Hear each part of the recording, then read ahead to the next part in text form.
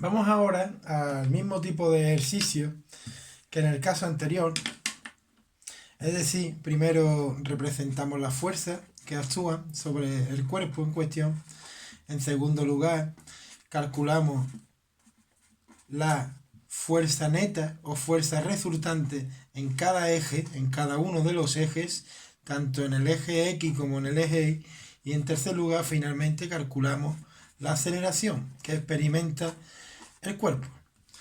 Pero ahora tenemos otra situación. Ahora tenemos el cuerpo en un plano inclinado. Entonces el primer paso es, hay una fuerza que empuja del cuerpo hacia arriba, ¿vale? Y la primera consideración es representar el paso 1, el primero de los pasos, representar las distintas fuerzas que actúan o intervienen sobre el cuerpo. En este caso está el peso, siempre presente porque la Tierra atrae los cuerpos, apuntando hacia la Tierra, hacia abajo, hacia la Tierra. Estaría la normal, porque el cuerpo está apoyado en un plano. Al estar apoyado aparece la normal, que es perpendicular al plano. En este caso forma, como sabemos, 90 grados, ángulos rectos con respecto a la superficie o el plano. Por tanto, esta sería la normal. Y luego aparecería también la fuerza de rozamiento, que sería este vector. A ras de suelo, entre el suelo y el bloque. Siempre en contra del movimiento. Si el cuerpo sube hacia arriba, hay un rozamiento que lo frena hacia abajo, en contra, como sabemos. Muy bien, una vez dicho esto, procedemos al paso segundo, que sería calcular la fuerza neta en cada uno de los ejes. Entonces nos vamos a ir al eje X, en primer lugar, y después nos vamos a ir al eje Y, en segundo lugar. ¿Qué ocurre en el eje X? Fuerzas que operan en el eje X. En el eje X, la fuerza resultante será igual, por un lado, en la normal, pero nos encontramos ante la siguiente disyuntiva. Hay que tener en cuenta que primero hay que definir el sistema de referencia. Definimos este eje, el eje X, que es el eje de movimiento, porque el cuerpo de moverse subiría hacia arriba en esta dirección, en la dirección de este eje que estoy pintando en amarillo, que es el eje X, y por lo tanto el eje Y sería este eje que sigue la dirección de la fuerza normal. Sería este el eje Y. Este sería el eje Y, el que sigue la dirección de la fuerza normal, el eje Y. Entonces nos encontramos con que la fuerza peso no está dirigida en ningún eje, porque la fuerza F sí que está en el eje X, la normal sí que está en el eje Y, la fuerza de rozamiento la podemos considerar en el eje X, pero el peso no está ni en el eje X ni en el eje Y. ¿Qué hacemos para llevarlo a los ejes? Pues descomponerlo en sus componentes. Eso es lo siguiente.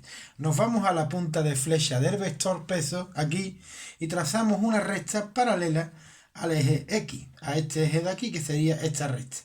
Y donde corta el eje Y decimos que es la componente Y. Esta sería la P sub I, componente Y del vector. Y análogamente trazamos desde la punta de flecha del peso una paralela al eje Y, que es este eje. Por tanto, la paralela sería esta. De manera que ahora esta componente, la que sigue el eje X, se llama P sub X, o componente X del peso.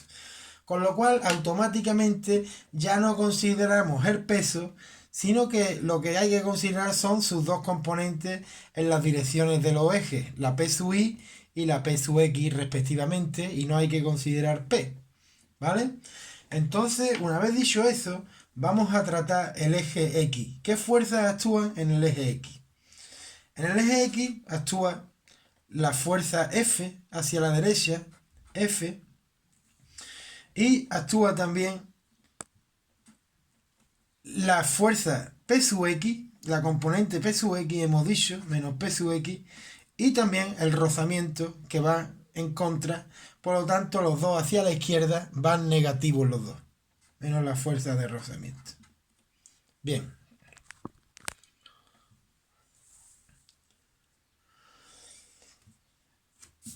En cambio, en el eje Y, lo que actúa sería el sumatorio de la fuerza en el eje Y vale 0, porque la masa por la aceleración, como la aceleración es cero en este eje, porque en este eje el cuerpo ni sube hacia acá ni baja hacia adentro, por lo tanto la aceleración es cero, lo que implica que la fuerza resultante es cero.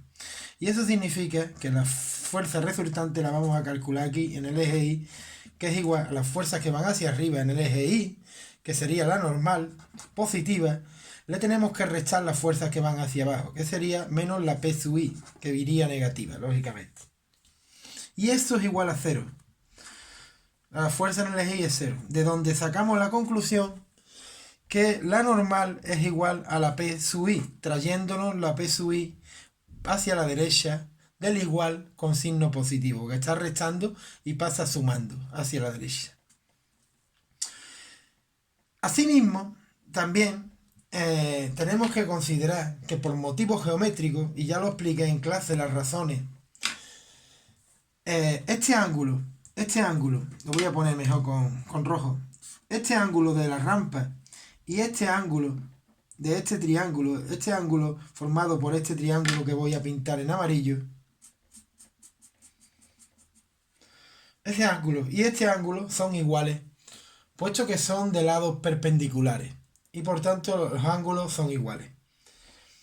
Eso significa que, como tenemos este ángulo, vamos a suponer que es 30 grados, tenemos también este ángulo, que también serán 30 grados, lógicamente, porque son iguales.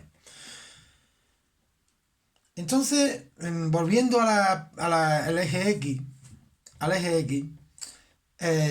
vamos a recordar también antes, previamente, lo que era el seno de un ángulo y el coseno de un ángulo. Si esto es un triángulo y el ángulo alfa es este, definimos el seno del ángulo como la distancia, o el cociente, mejor dicho, entre el cateto opuesto, que es este lado, lo voy a llamar A, y el lado mayor, que es este lado, la hipotenusa, lo voy a llamar H, A entre H.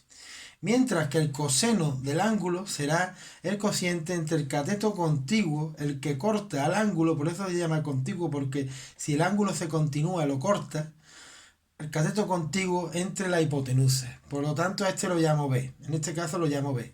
B entre H será el coseno. Cateto contiguo entre hipotenusa. Ese es el coseno, mientras que el seno, el cateto opuesto, se llama opuesto porque está en el lado opuesto al ángulo. Si el ángulo está aquí, el lado opuesto es este. Por eso se llama cateto opuesto. A. Pues, ¿qué ocurre en este triángulo? Vamos a determinar el seno y el coseno. El seno de 30 grados y el coseno de 30 grados. El seno de 30 grados, ¿qué será? Será justamente el cateto opuesto al ángulo, pero el ángulo está ahora aquí arriba. En este caso está el ángulo aquí arriba, aquí. El cateto opuesto es este. Y esto es justamente esto de aquí, la P sub X.